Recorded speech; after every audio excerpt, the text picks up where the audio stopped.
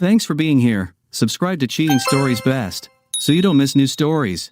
A wife called her lover, but afterward her husband noticed a stranger calling in the phone book. Today's story with a similar plot. Enjoy watching it. My wife Maggie and I were sitting in the living room of our friends Damon and Kelly's house. It was a monthly get-together for our group of friends. There were 4 couples in total hanging out without kids. Our circle of friends has always remained the same. The wives had been friends since elementary school, and we husbands also merged into one company after graduating from college. It took about 3 years for the group of girls to get married and have families, and they were all mothers sitting at home. We all lived within walking distance of each other in a quiet suburb west of Chicago. They called their little group the club. We were the first couple to get married and the second couple to have children. Damon and Kelly first had 2 children, 5-year-old twins Mark and Jill, and a 3-year-old. We had 2 aged 5 and 4, and Steve and Robin had 1 4-year-old. Strangely, all the children were girls except our son, Cody. There was nothing special about any of us. Damon owns a bar called Club Nights. I'm a manager at a grocery store chain, and Steve sells insurance. All the wives were the MILFs next door, cute soccer moms in pretty good shape and all pretty attractive, but Jill was particularly attractive from a young age and, from what I heard from my wife, a little wild. We drank Damon's Johnny Black, the ladies enjoyed their favorite white wine, and the buzz hit us all pretty good. We guys were pretty close, not as tight as the ladies, but we spent time together regularly. This usually took place on the golf course or in the darts league at Damon's bar. As we sat in pairs talking about our children and their latest activities, Jill changed the subject and said, "I like being a responsible mother, but I miss dancing." The other ladies agreed and began reminiscing about their college adventures. Maggie said, "Why don't we go somewhere tomorrow evening and go dancing? We can leave the men on duty with the kids and go out to shake off the cobwebs."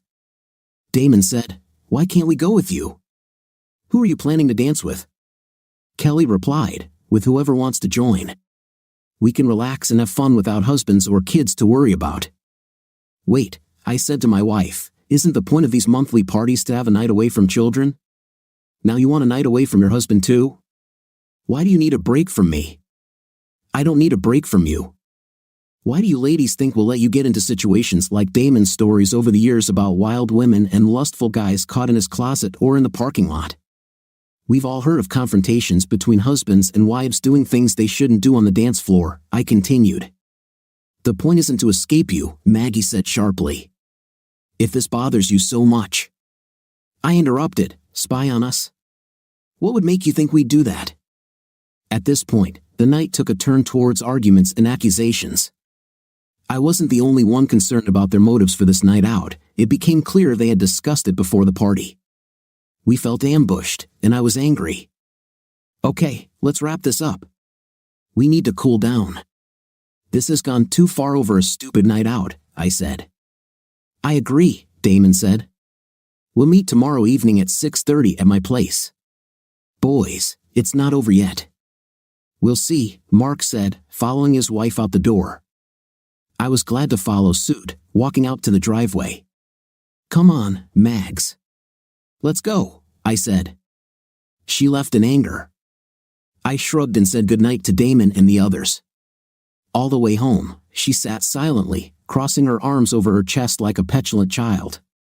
Her displeasure rivaled that of my 5-year-old. I couldn't shake my anger at this setup. They clearly planned everything, even choosing the night. I think we all trusted our wives, but on some level, we wondered why they felt they needed a night away from us. It's not like we've been married for decades and our lives were boring. Maggie and I had plenty of adult nights out. They were easy to organize since our kids' grandparents lived nearby and loved taking them. They even let us spend the night without the children. Did one or more of the ladies want to cheat? Did they want to flirt and seek attention from men other than their husbands on the dance floor? Why would they think we'd be spying if they went to Damon's bar? What were they afraid we would see? When I pulled into the garage, she opened the door and practically jumped out of the car. Before I could even stop, she had the kids at her mother's. I figured I'd get an earful as soon as the garage door closed. After 3 large glasses of wine at the party, she was relaxed enough to give me a tirade unlike any before. "Why are you acting like a jerk? I had to think quickly and decide how far I wanted to go. I decided to just let her vent. Well, what's your problem with me going out with my friends? Do you feel like I belong to you? Do you think I want to do this so I can go and have a night? Answer me. I sighed and calmly said, tell me, why is it so important to go out without your husbands? Why can't you dance with us and shake your asses like you said, with your husbands? Why risk being hit on, or God forbid, worse, when you can dance with us and do whatever you want there? You've heard Damon's warnings about pills and girls being kidnapped on dates. He hears all the warnings and stories from other bar owners and the police. Can't you understand that we're just worried about you? You don't have to worry about anything. All we want to do is blow off some steam. Then do it at Damon's bar where X can keep an eye on you. We'd all feel better if it was there, and you'd save money on fees and drinks. X is Xavier, one of Damon's bouncers on weekends. He's 6 feet 5 inches, 300 pounds, a total wall of don't mess with me. I'll talk to the girls. Maybe we can compromise, she said. Sorry, I don't want to argue. We have the whole house to ourselves, so how about we make good use of it? We shed our outerwear and climbed the stairs. By the time she sat on the bed, she was in her underwear and I was without clothes. We made love. After lying on the bed, I tasted her sweat and asked, how about a shower? She smiled and said, I never want to move from this place. I fell asleep quickly. When the alarm rang, I walked slowly into the shower to wake up, kissed the sleeping love of my life on the cheek, and went downstairs to get a cup of coffee. The argument from yesterday still haunted me, and I knew I would be discussing it in detail over 18 holes and a case of beer with the guys. I grabbed a case of young beer from the refrigerator in the garage, threw my clubs in the back seat of the SUV, and headed out to the golf course. When I pulled into the parking lot, I saw the other guys already had carts, so I pulled up next to them. Hey Paul, we're ready for the round, Mark said. And you owe me $20 from last week's skins when I won the last 4 holes. That's $1 to play this course. I pulled out a $100 bill and handed it to him, saying, hold this. Let's see how much you lose to me today. Damon laughed as I loaded my bag into the cart. Guys, grab some beer. It should stay cool enough in your bags. Damn it, Paul, $6,000 won't make it around the bend, Steve joked. The beer girl might get some of our money today. He handed me a couple of good Toro Gordos and a Connecticut wrapper. I never understood his need to smoke good cigars on the golf course. They were probably $8 a pop, so not too crazy but still seemed like a waste when they fell on the ground, got forgotten, or, as happened once, got hit by a ball while in someone's mouth. After a costly missed putt, I dropped my putter and almost took Mark's head off one time. Then again, people would think it was stupid to pay over $100 for golf, fully loaded cigars, and open beer bottles, I said. We drove toy number 1, and I drove with Mark. While we were driving, he started talking about the party and the ladies' ambush. Dude, I'm worried about the girls going out without us tonight.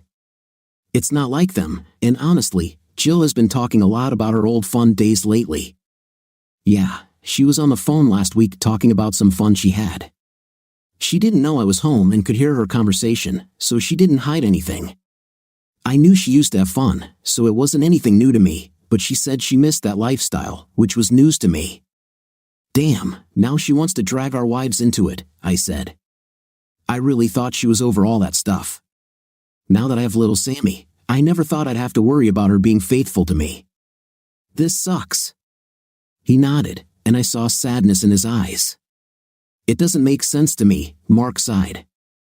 She's treated like a queen. She has a new SUV, all the latest home accessories, money in the bank, and a bedroom in the house dedicated to her scrapbooking needs. They have regular date nights. We babysit Sammy for them anytime they need it, so they have plenty of activities unrelated to children. She should be happy, although this may not be the life she wants. Maybe she never wanted to be a mother in the first place. Could the party girl she used to be the real her? I had heard about postpartum depression, but it didn't seem like it was out of my league, and my wife didn't talk about it. I had to think about my wife. Will she cheat on me? Can she cheat on me? Does she know that Jill wants to go back to her old ways? I hadn't noticed any strange behavior. She never refused me intimate. Sure, we were interrupted a few times by the kids waking up, but that's just being a parent. Does she want to try someone else? Am I not good enough for her? Maybe I'm overreacting. Maybe it's just an innocent bachelorette party. Do they have the right to do this? We stopped at the turn before the 10th hole and grabbed some hot dogs. While we were eating, Damon said, "Guys, you understand something's going on with our wives, don't you?" We all nodded in agreement. They were too defensive last night about this for my comfort level. The fact that they were worried about us knowing what they were doing and refused to go to my place doesn't make sense to me. It really ruined my mood. "I agree," I said. "I talked to Maggie about it, and she said they would consider going to your bar as a compromise. But I really don't believe they'll just go there.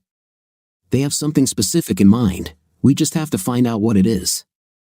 How about I ask Rick to follow them if they don't go to my bar?" Damon said. Rick was the new bouncer at Damon's bar, whom none of the girls had met. He's as imposing a man as X is. "Okay, I like this idea. Would he intervene if things went too far?" I asked. "Dude, I pay him to do whatever we want him to do," Damon said. "Okay, let's finish up golfing and then we can come up with a plan," Steve said, lighting another cigar. We finished golfing and sat at Damon's bar, talking to Rick. "So, this is what we want: follow our wives wherever they go, stay in the background, and watch them. If things start to get out of control, take a video on your phone and text it to me. Everything you wouldn't want your wife to do. If any of them try to leave with a guy, stop them," Damon said. "How do I stop them?" Rick asked. "Do you want me to physically restrain them?" "No, just follow them, note their actions, and if it gets to that point, ask the lady if her husband would approve. Then show her that you've recorded them leaving together and sent the video. That should deter them from continuing. If she gives you grief, tell her we can arrange for an Uber to take her home. What if the guy starts harassing you?" "Well then, it's his fault," Rick smiled and said. "Of course, boss, I'll take care of it for you. My wife's friend, Kara, cheated on her husband and got pregnant. Stupid Rich had a great boyfriend, and she dumped him at a party like she was lonely. I hate scammers, guys. Why don't you come to my place this evening with the children? They'll enjoy the sleepover, and if anything happens at the club, they're going to, a couple of us can run out and get them without worrying about the kids." "Great idea, Damon," I said. "We'll touch base after the wives tell us their plans," I said. As I walked into the house, Maggie grabbed her keys and flew past me. "I'm going to the store. I'll be back soon. Could you pick up some shaving cream, honey?" I asked. She stopped at the car door and said, "I'm not going to the store. I'm going to the mall with the girls to buy a dress for tonight." "Why do you need a new dress for tonight? Who are you trying to impress? Don't be a fifth place. I just want to look good, like a woman, not like a mother. You are a mother, and you're also a wife. You better not forget that." I slammed the door and went upstairs to check on the kids. They were taking a nap, so I took a shower. Later, they went downstairs as usual, sat in front of the TV, and watched Frozen 2 for the millionth time. I smiled when I saw them sitting on the floor together. I thought about the great love I have for my family, and it would devastate me if Maggie wanted to cheat on me. Why did she take such a risk? She always seemed happy. We had a lot of conversations about our dreams for the future before we got married. We had a great family. She should have known that if she cheated, we'd be finished. I had a fiancée who cheated on me before I met her. In fact, she was the one who pulled me out of a 6-month depression and showed me that I could love and trust again. I would never agree with her cheating, and I would never agree with her helping her friends cheat. Someone needs to be the voice of reason, not the mediator. I expected it to be her. I was playing Candyland with my kids when she walked through the door. It was our usual dinner time, but knowing Steve would have pizza, we just grabbed a bite. She brushed past us and went up to our bedroom without saying a word. She was clearly avoiding me. In our conversation about her date night, it didn't take nearly 4 hours to buy clothes. Cody shouted, "Mommy, come play with us." She didn't hear him or ignored him. I was afraid it was the latter. "Go call her, buddy," I said, and he ran up the stairs. I didn't hear their conversation, but I heard his bedroom door slam. My daughter Heather said, "Ooh yeah, baby, definitely." I went upstairs to see what was going on and heard my wife talking on the phone. She closed the bedroom door, but I understood her part of the conversation well enough. "Okay," she said, "there's no way in hell we can relax at Damon's. I suggest we tell them we're going there just so they don't fight about it, and then we go to a real party after a few drinks at Damon's. They have a huge hall and all kinds of dance music." After that, she said goodbye and went to the shower. I opened Cody's door, and he was crying. "What happened, baby?" Mom told me to stop pestering her and leave her alone. I hugged him and said, "Don't worry, son. We'll go to Uncle Steve's and have a sleepover with all your buddies." "Will Heather be there too?" "Yes, and your sister too. Now cheer up, and let's finish our game." He ran downstairs, and everything was as if nothing had happened. Thank God children have short memories. I messaged the guys in the group chat and told them what I heard. Steve said he was talking to Jill because he had listened to the same part of the conversation. I was finishing cleaning up when she came downstairs wearing the prettiest short skirt and the highest heels I'd ever seen her wear. "What are we having for dinner?" I asked while the children were in their rooms. "What do you mean?" "I told you, I'm leaving. You'll have to take care of dinner. In fact, none of your plans were discussed with me. You ran away from here and avoided me all day. Now I see you're dressed like a $20 prostitute and leaving. This drove her crazy. You don't have to be a jerk about it. We're just going to dance." "That's right, dancing with a skirt that barely covers your fifth place and shoes you can barely walk in. You're wearing more makeup than Gene Simmons and smell like a perfume store." She lashed out at our son, who was still crying because she had told him to leave her alone when I found him, and you didn't give a shit to calm him down. "What happened to you? What happened to the woman I married whose dream was to become a mother? When did you become like this?" She slapped me and said, "You'll be lucky if I come home at all." She rushed out of the house and didn't even kiss the children goodbye. I didn't feel very good after that. Since they started at Damon's, we didn't have to worry about trying to figure out where they were going. Rick was sent pictures of what they looked like and waited in the parking lot for them to leave. They didn't do anything stupid there. At 9 o'clock, Rick sent Damon a photo, making sure the group of women leaving was them, and the fun was about to begin.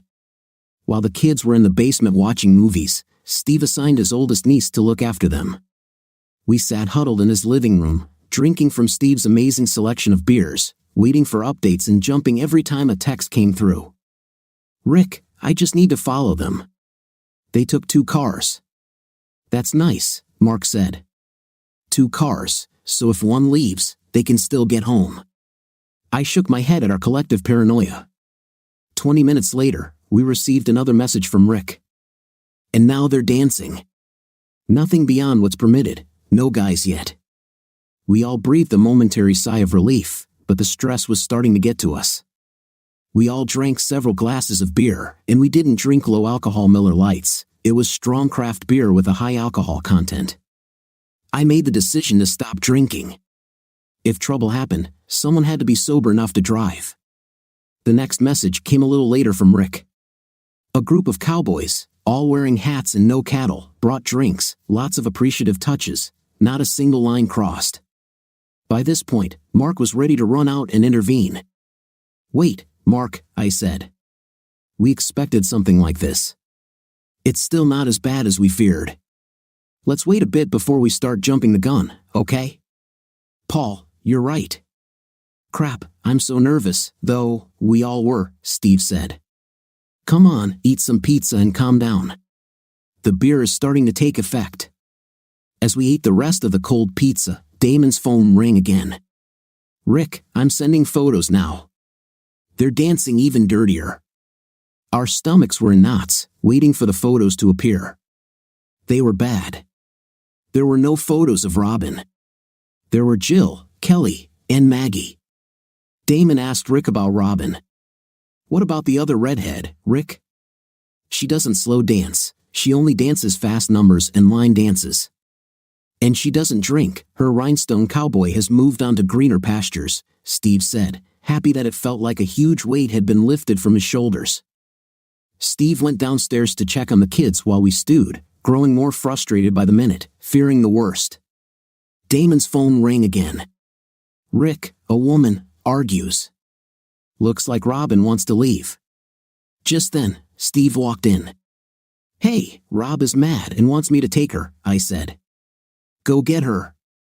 She clearly doesn't want to be there.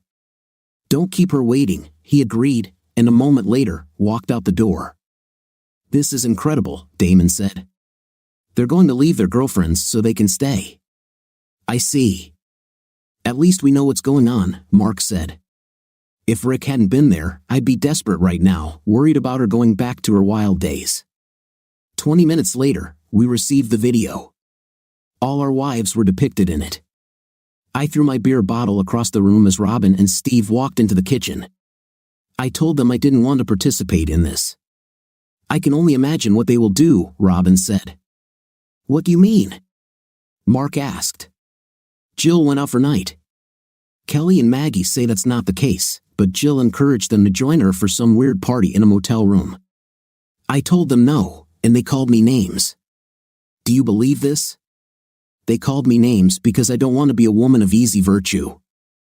I was about to get up when Robin stopped me. Paul, she said, all she was going to do was dance a little. I don't think Maggie is going to cheat on you. It doesn't look like it. Then we heard the front door close. Where's Mark? Damon asked. Damn, he was just here, I said. Damn, we better go get him, Steve said as we ran out the door. He just pulled out of the driveway like a bat out of hell. Warn Rick, I said. Let him know trouble is coming, and let him keep Mark out of jail. Will do. We pulled into the club's parking lot and waited. Rick let us know that he grabbed Mark when he burst inside. He sent it back, and Mark cooled off in his car waiting for us. Rick watched what was happening inside. He reported that nothing worse had happened yet, they were just sitting and drinking. We found Mark's car, and he came out to meet us. I was really going to kick some fifth place there, but Rick stopped me. I believe you warned him that I was coming. Yeah, we don't need to get you out of jail, Damon said. Damon's phone rang again. Rick, the girls are leaving. Be aware you're there, but let's stick to the plan. Stay in your cars, okay, guys? Get back in the car, they're getting out, Damon said. We saw women's cars 2 rows in front of us, so we got into Mark's Traverse and waited. They walked out laughing, hugging their cowboy wannabes, and Rick was behind them, recording as planned. Jill and her man got into the back seat of one SUV. Kelly and her man got into the back seat of the next car, while Maggie and her man had to find their car for privacy. As luck would have it, while Rick was stopping Kelly and Jill, Maggie was walking towards our car. When she approached, she didn't even notice us. I rolled down the window and shouted, "Hey!" She turned in the wrong direction, looking for me. I saw the panicked look on her face as she looked around. I opened the door, and the others followed me. They went to deal with theirs, and I went to mine. Well, what's going on here? I asked furiously. What the hell do you want, Moran? Her man told me. I want to beat the crap out of you for messing with my wife, that's what. Hey, she said, I'm in the middle of a divorce.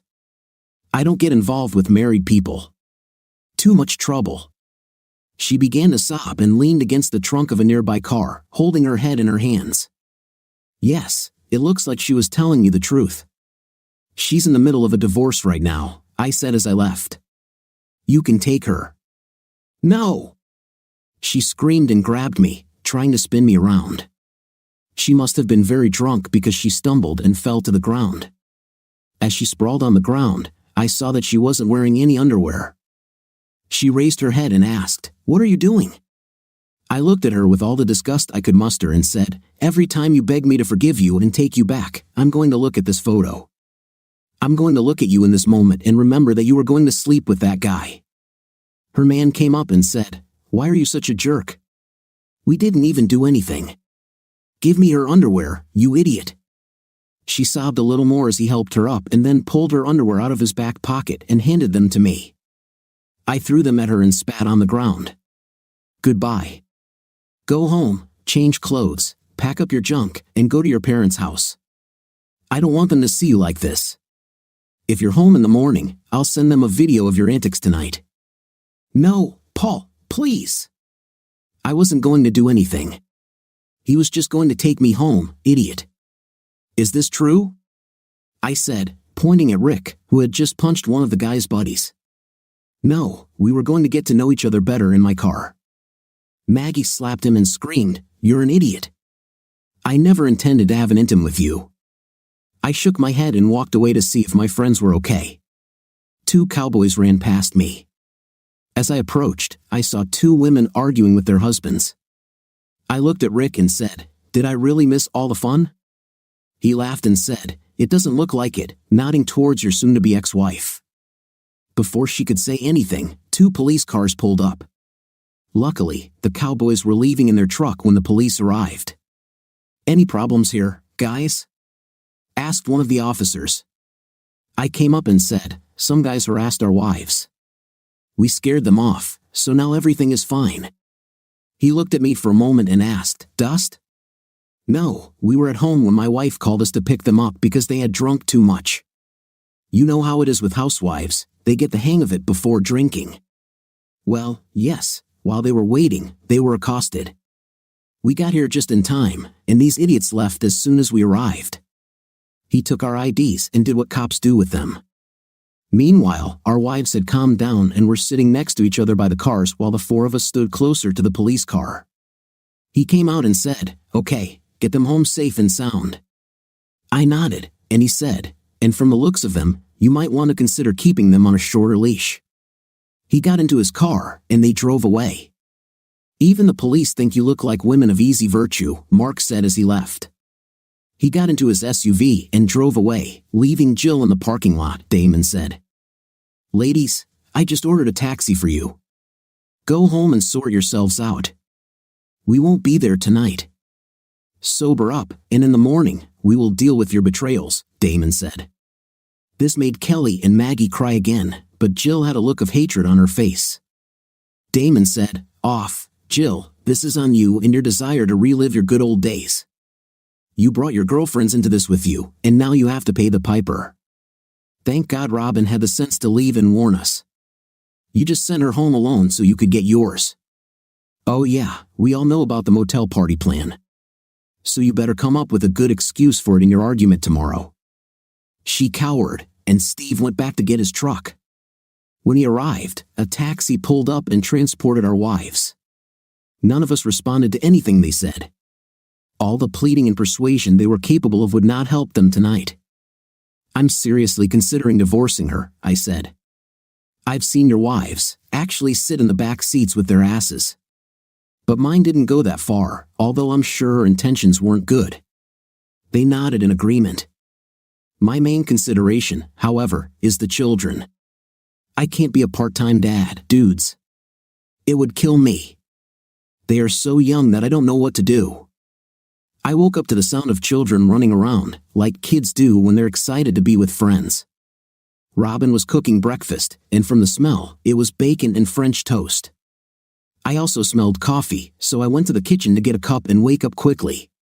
When I turned on my phone, I saw that I had 5 voicemails, 3 from her, 1 from Mark, and 1 from Dale, her father. I listened to Mark first. He was just letting me know that he went to the hotel and everything was fine. Dale let me know that my wife was safe with them. It turns out she didn't go home, she walked straight towards them. I can only imagine how that conversation went, given the state she was in. I didn't bother listening to Maggie's messages.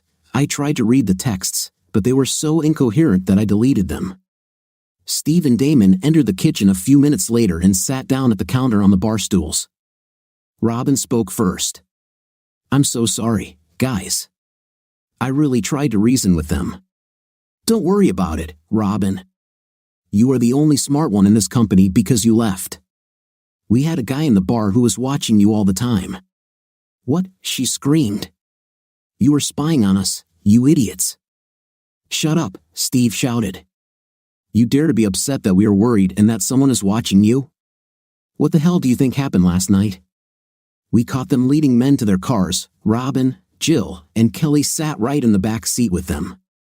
She stood there in as much shock as the rest of us at Steve's outburst. Thank God the children didn't hear this. You want to stand there all modest because you think you haven't done anything wrong? Have you stopped your friends when they were lying on the floor and behaving inappropriately? I don't think so.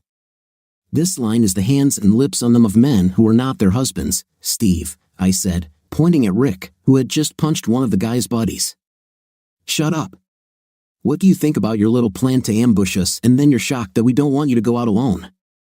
Last night went exactly as we feared. Marriages are in trouble, ours including. For your support of how they acted, did you really think that we wouldn't find out that something happened when you all fought over going to Damon where you would be safe? I'm just wondering what your intentions really were last night and if you chickened out when you heard their plan, sobbing she said. Steve, no, please, you have to believe me. I don't believe anything you say right now. Steve stood up and left us all sitting there while Robin ran to her bedroom, leaving Damon and me sitting there with our mouths open in shock. God, I didn't see that coming, Damon said. I shrugged and said, let's finish preparing breakfast for the children and hit the road. I have to take Mark's daughter to his hotel where he stayed last night. Fine. We finished preparing breakfast. Robin pulled herself together and returned to help. When we were leaving, I asked her, are you going to be okay? She said quietly, hugging me, I hope so. I really hope so. Mark didn't answer when I called to meet him to drop off his daughter, so I drove to his house. I left him a message asking him to meet me there. Jill opened the door and shouted, what the hell do you want, idiot? Little Sammy started crying behind me, so I picked her up, turned around, and walked back to my car.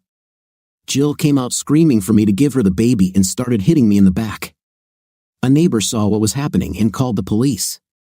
They arrived while she was still trying to get Sammy out of my car. It made my kids cry, so it was very ugly. The police told her to move away, and she started screaming at them that I had kidnapped her child. Naturally, they took this seriously. One officer took Jill to the other side of my car to get her story, while the other officer stayed with me. I told him the whole story from last night right up until she yelled at me at the door. I explained that I was taking Sammy home because Jill was unable to pick her up. A few minutes later, Mark pulled into the driveway. He came up to me and the officer and asked what was going on. After I filled him in, the officer confirmed his identity, and he confirmed my story about the previous night. He then listened to my voicemail telling him that I was going to take Sammy home and meet him there. The officer finally relaxed and was convinced that I was no danger to anyone, so he allowed Mark to take Sammy, despite the objections of a screaming Jill. Jill looked like a banshee. She banged on his car as he drove away, picked up a brick from their landscaping, and threw it at the car as it drove away. Because of this, she was arrested. Wisely, Mark went to the police station to obtain a restraining order. The arrest report and Jill's tirades made it easier. I drove home to see if Maggie had made it home or if she was still with her dad. I figured she was still sleeping it off because my phone never rang. I got the kids inside and in front of the TV with some snacks while I went into the kitchen to call Dale. Oh my God, Paul, what happened last night? Maggie showed up here half to death, drunk, and dressed like a prostitute, he said. She said you kicked her out, and she didn't even do anything. She passed out before I could get anything else out of her, and she's still asleep. We are terribly worried, Dale. She and her idiotic friends went dancing in those outfits. Let's just say I caught her walking to the car with another man without underwear. Oh my God, yeah, well, she's right that it never went too far, but that's only because I stopped it. She was going to do some irrational things in this guy's car. I'm really sorry, Paul. What will happen now? I don't know, Dale. Can I forgive her for the fact that she intended to cheat on me, and only thanks to my intervention, this did not happen? Paul, you know I love you, but she is my child. I'd like to see you try to forgive her, at least think about it for the sake of the children. Dale, you don't even know half the problem with what she did last night. Even the events leading up to the show that she planned this and did not respect our marriage or our family. I need some time to think about this. You're right about the kids though, this is the main thing for me. Would you mind if I stopped by so you could help me pick up her car from the club she was at? Of course, son. Come in, Kathy. I would like to see your grandchildren if you want to keep them. Sounds like a plan. As we drove to the club, I told Dale the whole story. He was rightly shocked but still asked me to forgive her. Just as we were pulling into the parking lot, my phone rang. It was Maggie. I ignored it, and Dale frowned. You can't hide from her, son. You have these 2 babies, and you need to talk about it. You just can't let this fester. I know. I'm going to go home and wait for her. Will you and Katie stay with the kids while we talk? Certainly. Please listen to her. Perhaps you could talk to a priest or counselor to help you get through this. Of course, Dale. But only one step at a time. I sent my wife a message asking her to meet me at home at 1 o'clock and answer 4 questions honestly to start a dialogue. 1. Did she have a plan to find a man for intimate that evening? 2. Did they plan to go to a motel? 3. Why did she give him her underwear? 4. What was her plan of action in his car? I already knew the answer to some. For the rest, I already received lies from her that night. I could tell if she was lying to me. Her right eye twitches slightly, almost imperceptibly, when she lies. I always managed to catch her even in a small lie. That was probably why she didn't want to talk about her plans before they left. She knows that I know about her nervous tics. Maggie's parents, Dale and Katie, had a fairy tale marriage. They were high school sweethearts who got married shortly after graduating from high school. When Maggie introduced me to her parents, I was amazed at how they behaved. They were always touching each other, always sat next to each other, and if there was only one seat, Dale would stand as close as possible to where Katie was sitting. When I asked for his blessing to marry Maggie, we had a long conversation about how to maintain a happy marriage in the long run. Dale explained, Paul, marriage is never a straight or smooth path. You can drive for miles without turning or potholes, but eventually, you'll hit one. The key is to make sure your car can handle it when that time comes. The equipment requires maintenance. If you let small problems slide or don't do regular tune-ups and oil changes, your car won't last long. If the road is your marriage, then your car is your relationship. You have to work at it all the time. This doesn't mean just not forgetting anniversaries and birthdays. It's part of the deal. It means making time to be together, being gentle, being caring, and doing the little things that you might not want to do because they're little and they don't seem to matter when it comes down to it. Anyway, if your relationship is properly maintained, you will have a long, fulfilling marriage. I relived this conversation and many others we've had over the past few years. I thought we had a love like theirs. We're not that touchy-feely, but we do take the time to ensure our marriage is maintained, so to speak. I have always been confident in the stability of our marriage and, of course, confident in her fidelity. Until that night, it never occurred to me that she could betray our marriage. Did I miss the warning signs? Have I not done the little things I should have done to keep my marriage healthy? This would require some thought. At 1 o'clock in the afternoon, she returned home and entered the living room looking terrible.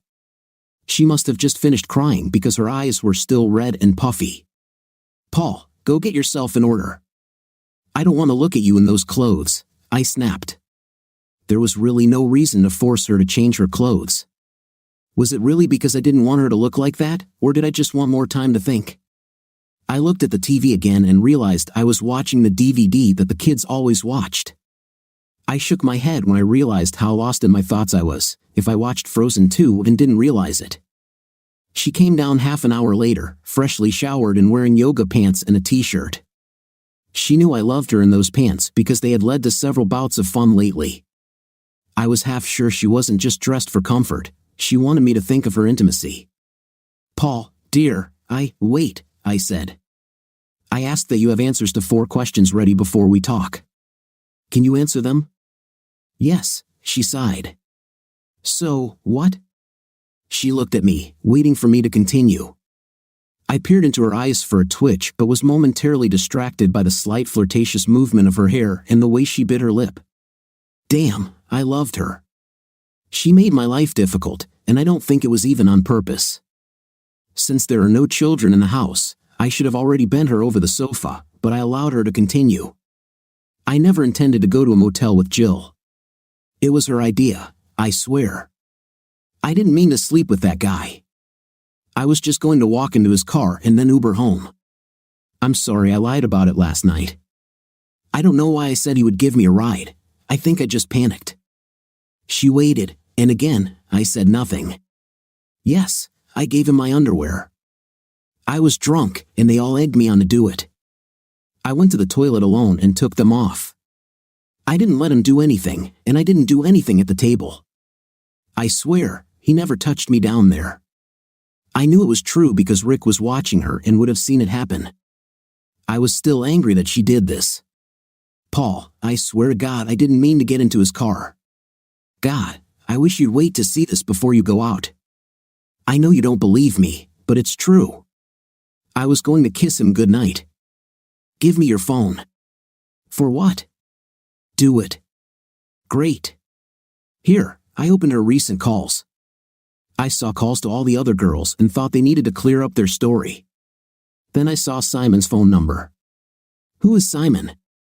I asked. Her eye twitched, but she didn't respond. Who is Simon, Maggie? The guy from the bar. Why do you have his number in your phone?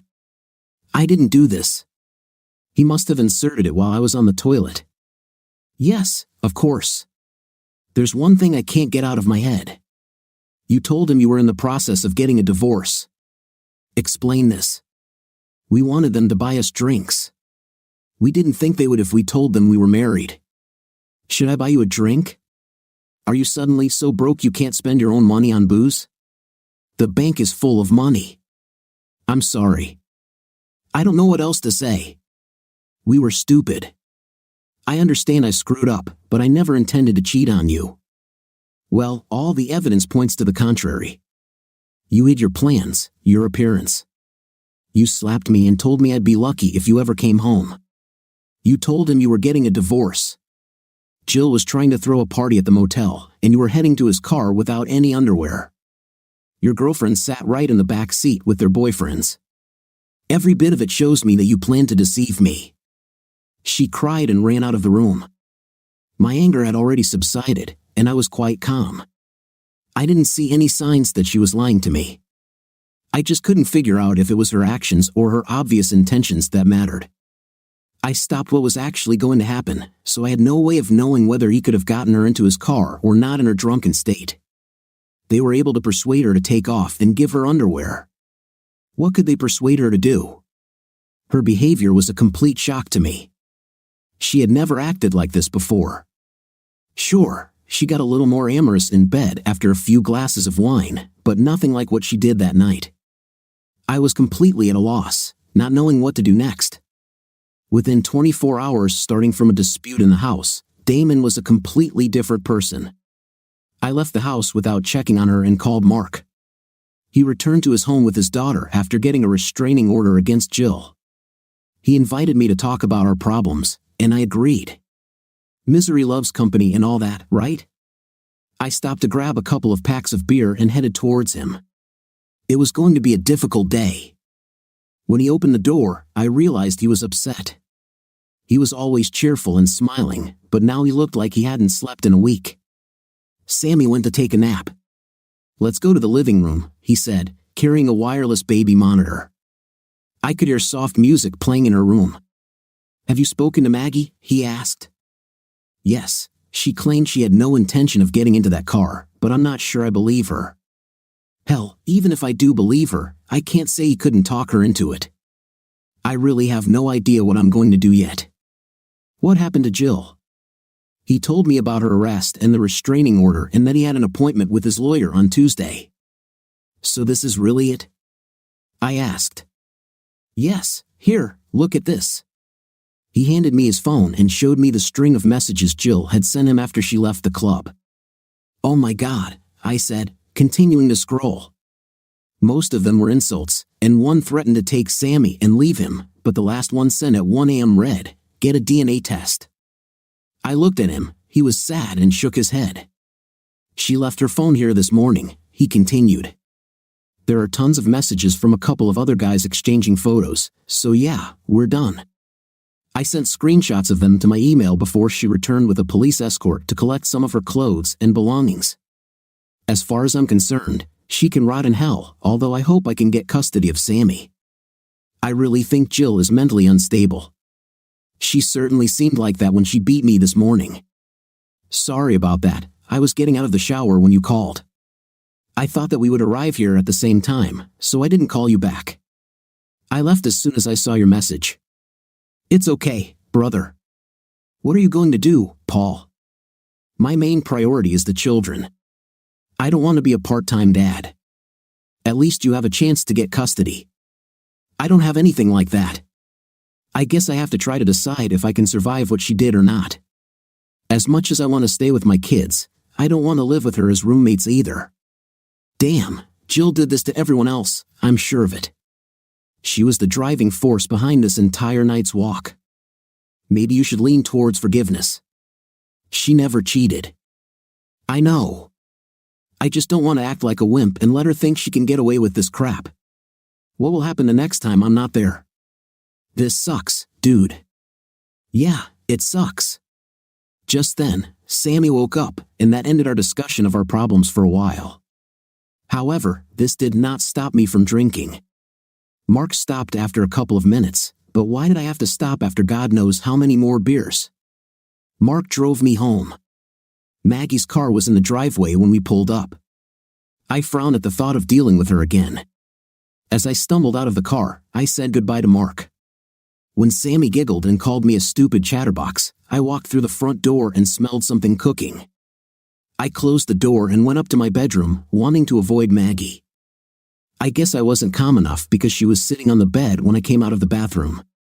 What will happen to us, Paul? I'm so sorry about all of this. I looked at her but couldn't answer. I don't know, but I think you should stay with your parents until we figure this out, I said. She cried and said, "Do you not love me anymore? If I didn't love you, your fifth place would be on the sidelines by now. Listen, I'm going to take a few days off. I'll take the children from your parents and take care of them here. I need more time to think about this. Get them some clothes and let them spend the night with you. I'm not able to have dinner with me. I made you beef stroganoff, cooking my favorite. Dinner won't fix us. I know. I just wanted to do something nice for you. I love you so much, Paul. It kills me that I caused such damage to our marriage. You have to believe me. I never intended to cheat on you. I think it's time for you to go. I will pick up the children from kindergarten tomorrow if you drop them off there, okay? She said, crying. I love you so much. Please let me come home soon. She tried to hug me, and I backed away. She turned and left the room as I stood there, wondering if I should just let her stay, but I didn't stop her. I woke up the next morning, which was Monday, and decided that I would make a decision by Wednesday, one way or another. I decided that a long delay would not help. After speaking with my boss, I was given a week off. He had been pestering me for a while about taking up my reserved vacation time, so he was fine. I made an appointment with a lawyer for this coming Wednesday to see what I would have to deal with if I went the divorce route. I hoped it wasn't as bad as my internet research looked. I also sent a group message to the guys to see if anyone had done the same thing as me by taking some time off. It turned out that all the guys had at least taken the day off, so I suggested that we all get together. Steve had Robin at his house, so we all decided to meet there. Robin could look after any children who weren't in daycare or with their mother. Steve and Robin made up when he calmed down. I was glad about that because we knew she didn't act like the other wives that night. I didn't think she should be punished as much as the others. Damon asked Kelly to stay with her parents for a few days, and she agreed. At that time, he also had not yet made any decisions. Mark was still moving forward with his divorce plan. The complete disrespect that Jill showed him was too much to overcome. Nobody blamed him for this decision. He had evidence of her infidelity from her phone. As we sat at the kitchen table talking, Damon, Steve, and Mark agreed that I should try to make things work with Maggie. They all felt that she had not done anything yet, but it was unclear whether she would have done so or not. If I were honest with myself, I would realize that I'm already leaning in that direction. I still plan to meet with a lawyer if only to be thorough. Damon had another problem. Kelly was in the back seat with her boyfriend, and there's no excuse for that. Even if she didn't sleep with him, something was bound to happen. Damon was just as unsure of what to do as I was. If we didn't have children, our wives would already be on the street with Jill. We just couldn't make such a quick emotional decision like that. Families were at stake. The more I thought about it, the more I realized that the consequences of divorce would be too severe. Wives might have to get jobs, their alimony and child support payments would be huge, and we'd have extra rent to pay for housing. Wives would almost certainly get primary custody. As bad as I felt about it, Damon felt even worse because Kelly went one step further than Maggie.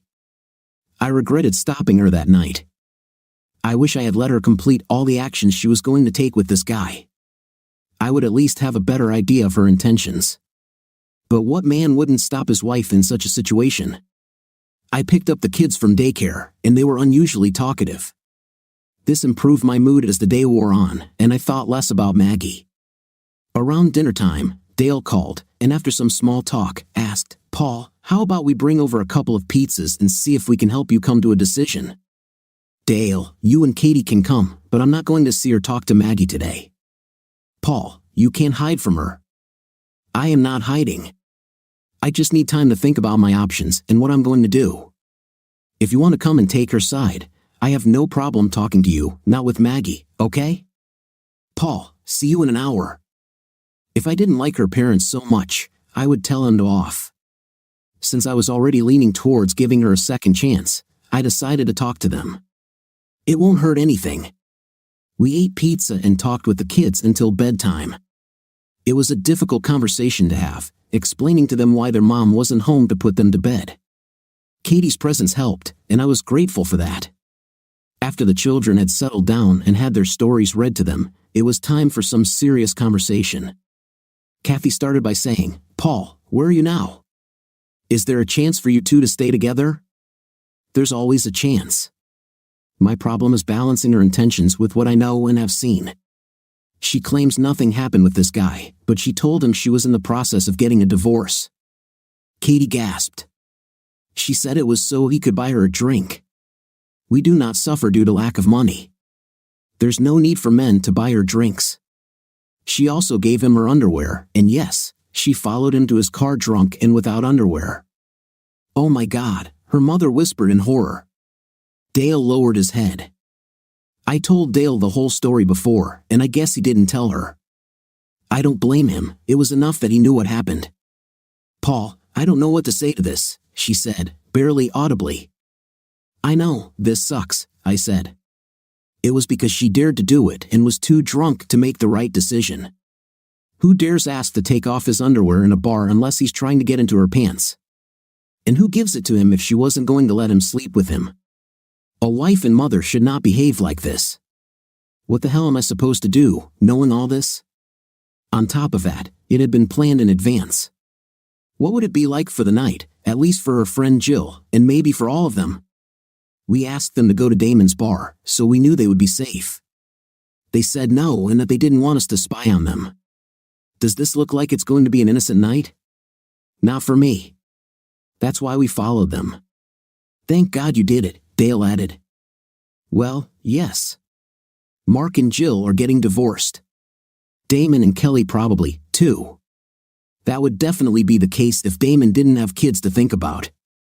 The only safe couple out of all of us is Stevie and Robin, and that's because she left when they started crossing boundaries. Their marriage was even in limbo because Stevie hated that Robin didn't try to stop their promiscuous behavior. "What about a consultation?" Dale asked.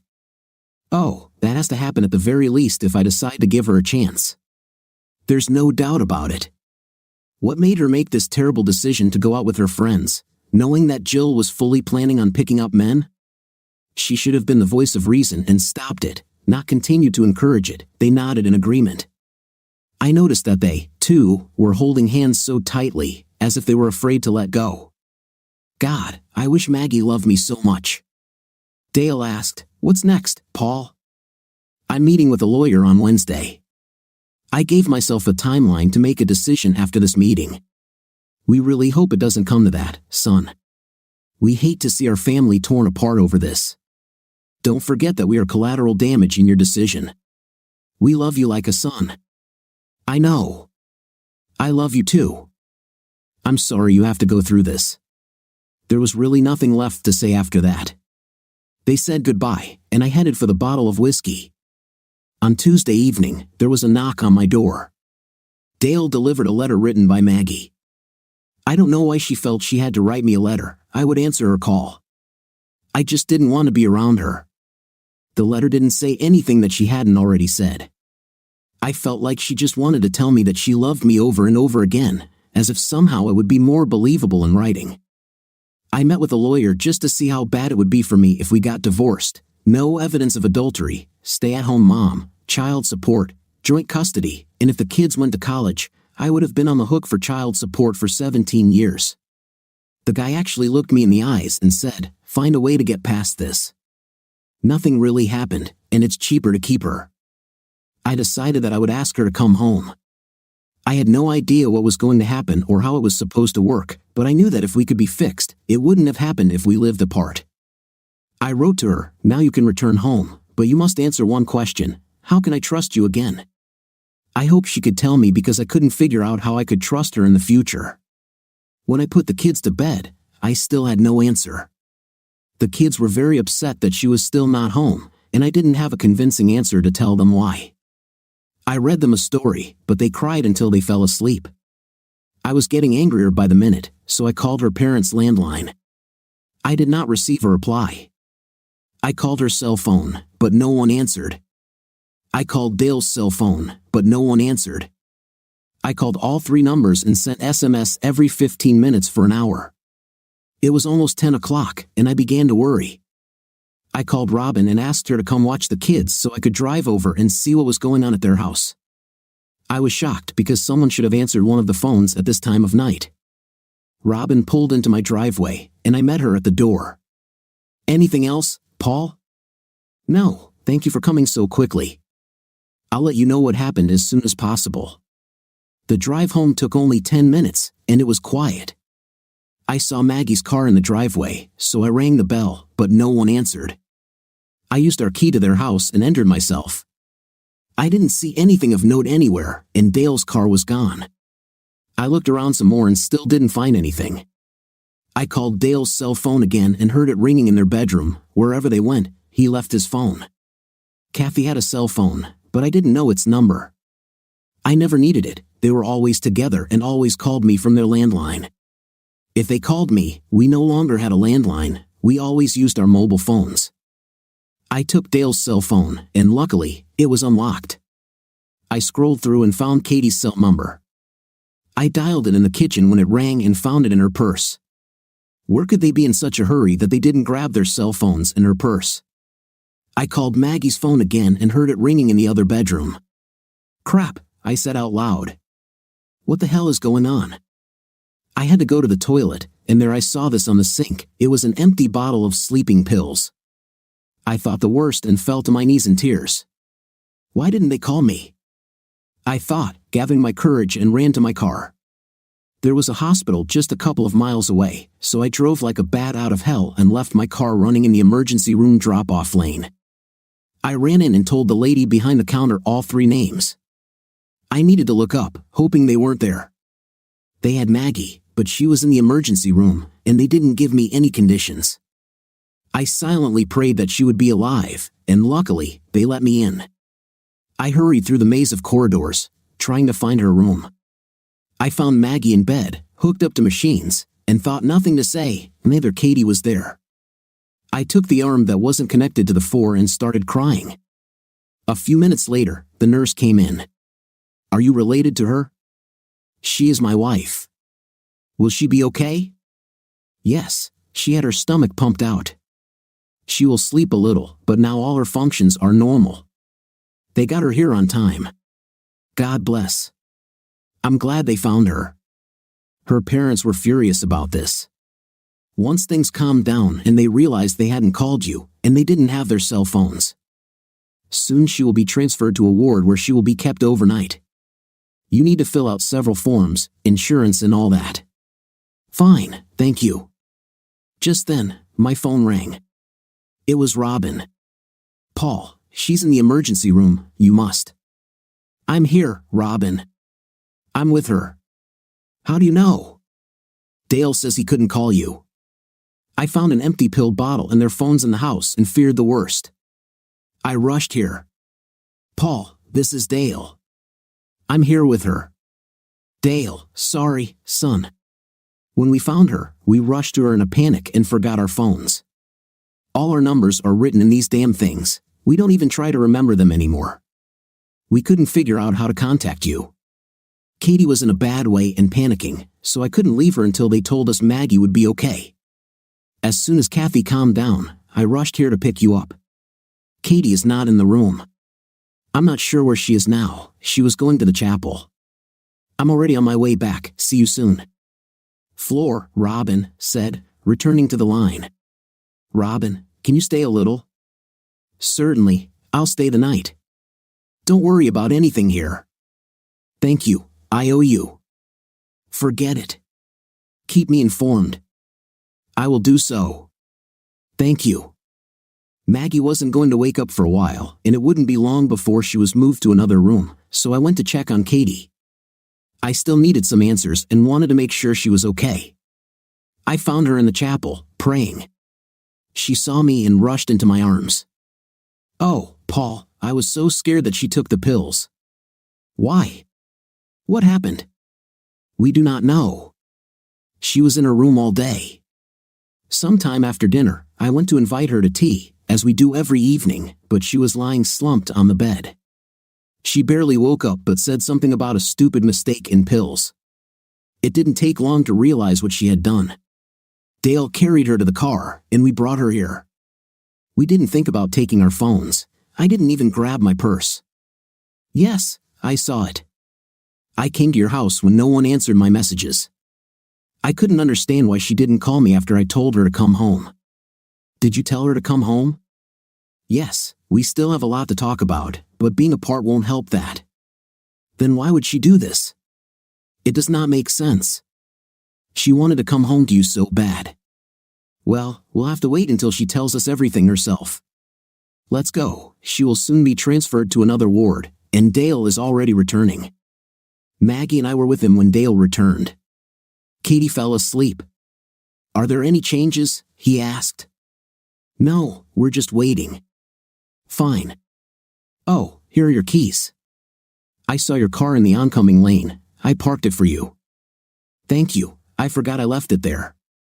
Someone must have turned it off for you. You're lucky it wasn't stolen. I actually didn't think about it at the time.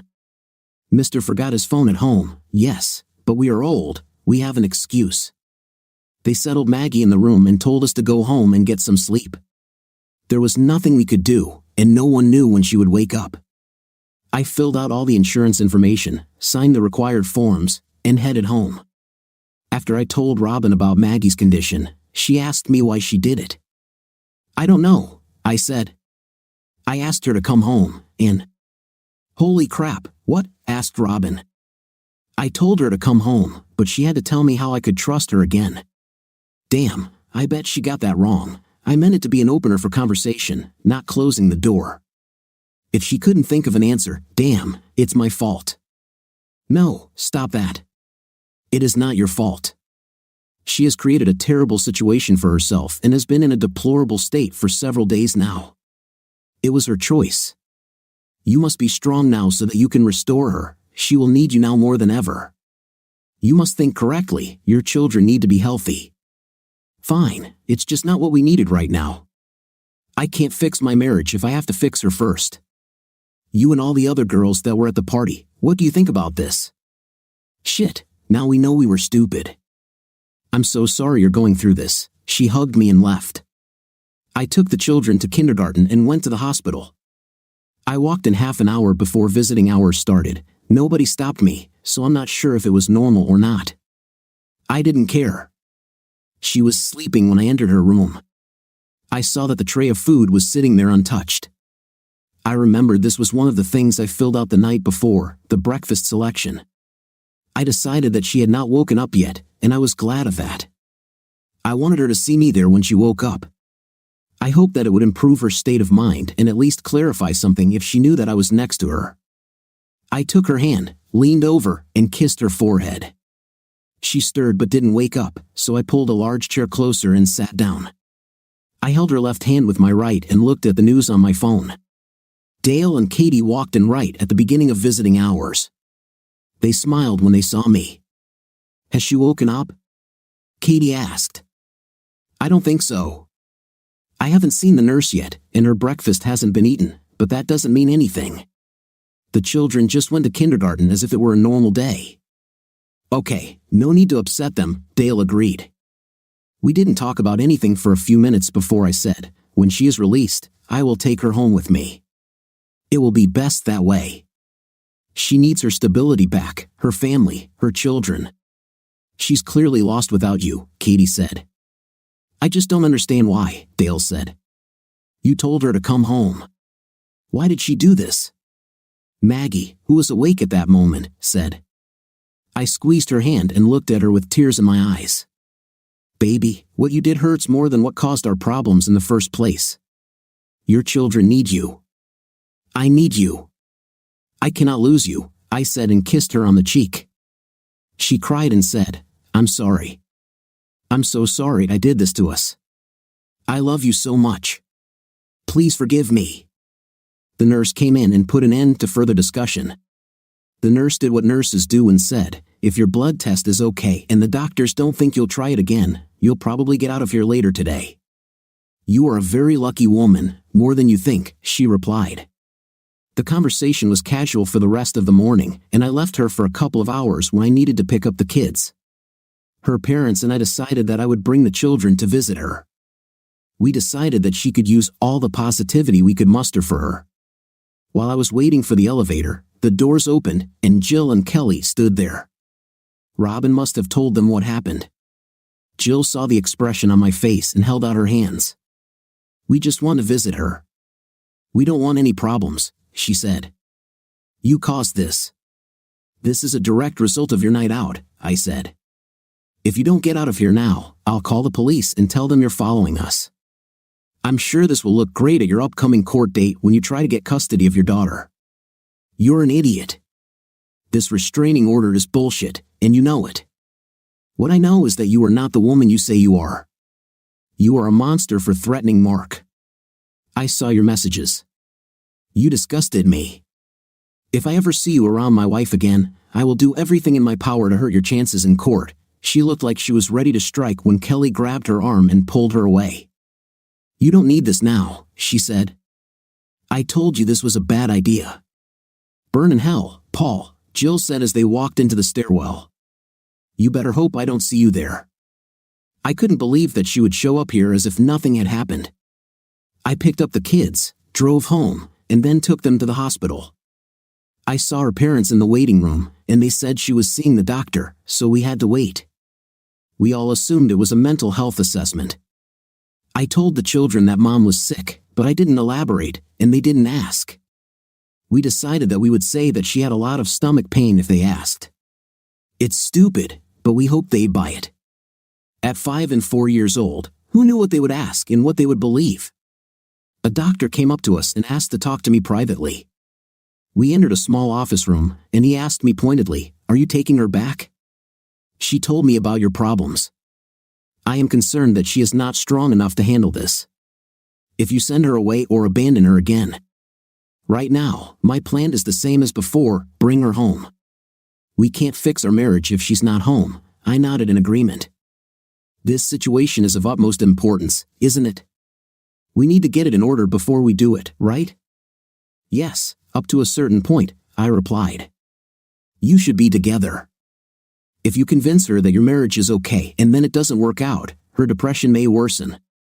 I encourage her to start seeing a therapist on her own, and I strongly encourage you to see one together.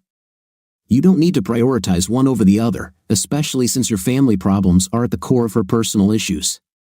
Can she come home?" "Yes, I want to discharge him today. She will have a prescription for some antidepressants and a referral to a therapist. I suggest watching a couple of films together. This will make joint treatment easier for her." "Fine, thank you." We brought her home and surprised her with a large welcome home banner that the kids and I made before heading to the hospital. Dale and Katie arrived a short time later and brought all her things home. We ate dinner with two very excited kids happy to have their mom home. She had been gone for less than a week, but it seemed like an eternity. Once the kids had gone to bed and her parents had left, I was cleaning up the kitchen when she came up and hugged me from behind. I didn't hear her cry, but my shirt was wet from her tears. "I love you so much, Paul. Please tell me that you still love me." I turned and pulled her into my arms. I said, "I never stopped loving you. I just can't come to terms with what you did to me, to our marriage. You didn't behave like a wife. Everything was planned in advance. You knew what Jill was going to do, and you supported it. You should have stopped her, not joined her, Paul. You have to believe me. I never intended to cheat on you, to break our vows." She sobbed but didn't say anything. We have a fundamental difference of opinion about how a wife should behave, not to mention the mother of 2 small children. "Sorry, I admit that I did not behave like a good wife and mother. I let Jill get me excited about going out and hanging out for the night. She even helped me choose a dress." "Yes, that's understandable. Did you know that Jill cheated on Mark?" "I had suspicions. She confirmed this that evening at the bar. You know she went crazy because of Mark. He had to get a restraining order. I talked to all the girls. I am aware of their affairs. However, this restraining order is. She poses no danger to them." "No, you're wrong. I was there when she started screaming at me like a banshee when all I was doing was dropping Sammy off. She attacked me. I saw her attack Mark's car and throw a brick at it. I was there when she was arrested." "I didn't know." "Yes, did you know that she sent him abusive messages and threats? She is a monster who needs help." "I had no idea. Sorry," she said, as if he was hurting her. "No, this divorce will be very unpleasant. I hope this will be enough to eliminate her influence from your life.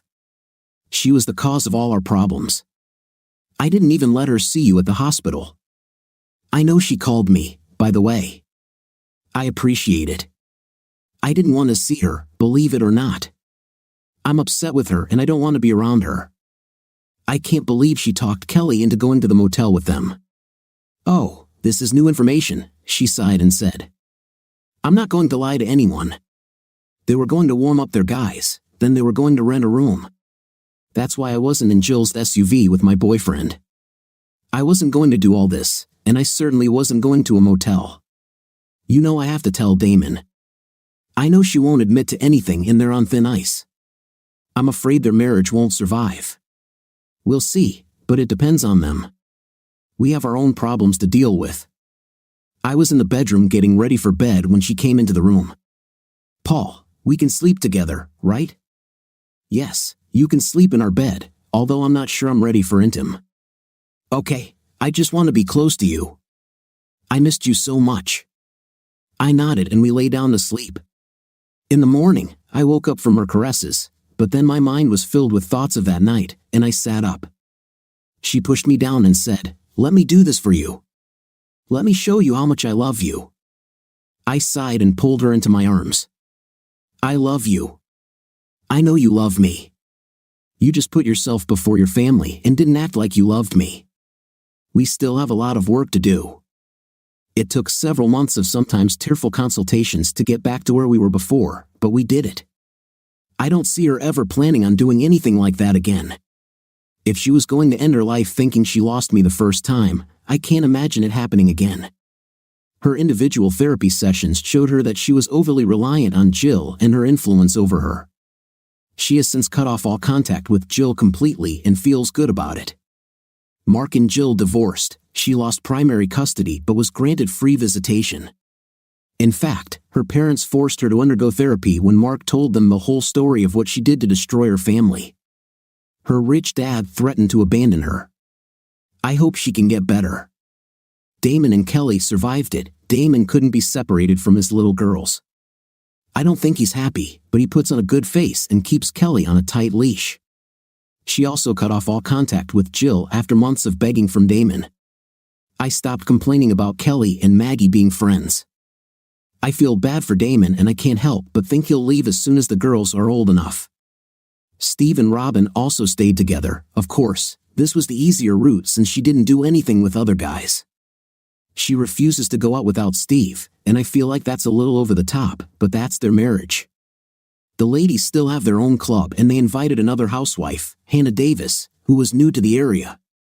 She fits in well with the wives, but her husband, Ryan, doesn't play golf, smoke cigars, or drink craft beer. But we are working on it. He's a bloody great darts player and fits in perfectly with our team. Life goes on. What do you think of our story today? In my opinion, it is that the wife was completely wrong for calling another man, that is, her lover, and the husband saw it. What's your opinion? Write in the comments. See you in the comments.